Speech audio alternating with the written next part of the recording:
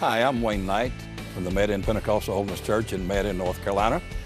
And I don't know if you've noticed this or not, but a lot of times at sporting events, racing events, whatever, people are always trying to touch the celebrity. They're always trying to reach their hand out to shake it, to high five, maybe even get an autograph. It seems like everyone wants to touch that personality. But if you notice friends today, we're in texting, tweeting, catch me on Facebook. I've even seen teenagers sitting side by side, texting each other on their phone instead of talking to each other. So we're maybe having a generation that doesn't know what it is to be touched or to be in a part of a relationship where you actually communicate. I'm glad that Christ was one who was willing to be touched with the feeling of our infirmities. Matter of fact, in the Gospel of Luke, chapter 8, it talks about two different locations, one on one side of the Sea of Galilee, when he healed the demonic Gadarene who was demon-possessed. It makes a statement that they wanted him to leave. They asked him to leave and to get out of that country and to depart from them. And it says when he came back on the other side in verse 40, that the people received him gladly. They were waiting for him. But something happened that lets me know that Christ really has feelings for you and me. It states that while he was there, he taught, and then Jairus came up and said, I've got a daughter who's 12 years of age and she's sick. I want you to come and heal her. And the statement is made as he went, there came another woman who had an issue of blood for 12 years.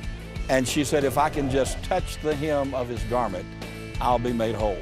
And when she touched him, Jesus stopped everything. Jairus' daughter was put on hold because there was a need immediately right there. That's what God does for us.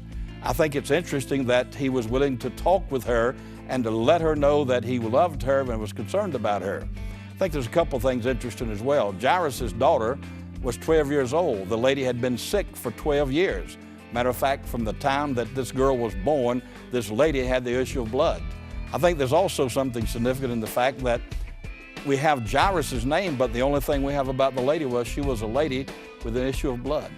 Some people today are just like the lady with an issue of blood. They have problems they had for years, and they're not known by their name, but they're known by the personality or the particular problem that they have. But whatever it is, Christ is willing to be touched with the feeling of our infirmities. I'm glad that he doesn't just get away from us and say, don't come near me. I know there's some people like that today because they don't want to be involved with people. And I know a friend of mine who's very much a fanatic about cleanliness. Matter of fact, every time she touches anyone, she'll put water on her hands or wash her hands or put the disinfectant on her hand so that she'll not be contaminated with whatever they had. But Christ was willing to get down in the dirt with a lady taken in adultery and talk to her and write on the ground about the other people's sins. That lets me know that Christ is willing to come right where you and I are at today.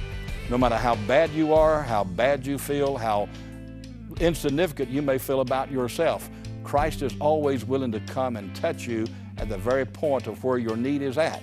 And he knows what our need is. Matter of fact, he is touched with the feeling of our infirmities, and he wants us to realize that he's there for us to come to him.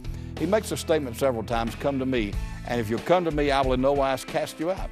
Come unto me, all you that are labor heavy laden, and I will give you rest. Take my yoke and learn of me, for I'm meek and lowly in heart.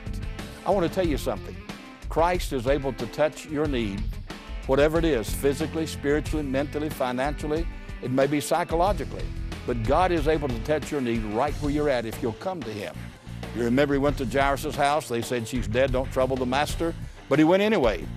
Even when our place looks like we cannot overcome anything and there's no answer for what our need is, Christ has the answer for our need.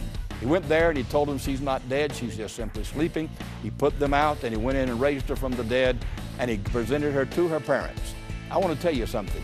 Whatever you're bound by today, Christ can set you free. Whatever you're dealing with, whatever problem you have, Christ can deliver you from it. Whatever you have in your heart that you just cannot get over, Christ can take it away from you. I have seen him deliver people who are drug addicts, alcoholics, pornography people, people even who are homosexual or lesbians. He has saved them and delivered them from their sin and set them free.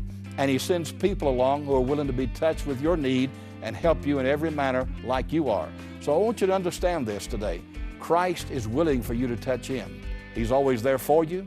He's always saying, come to me, and he'll give you the peace and love and joy that you need in your heart and your life today.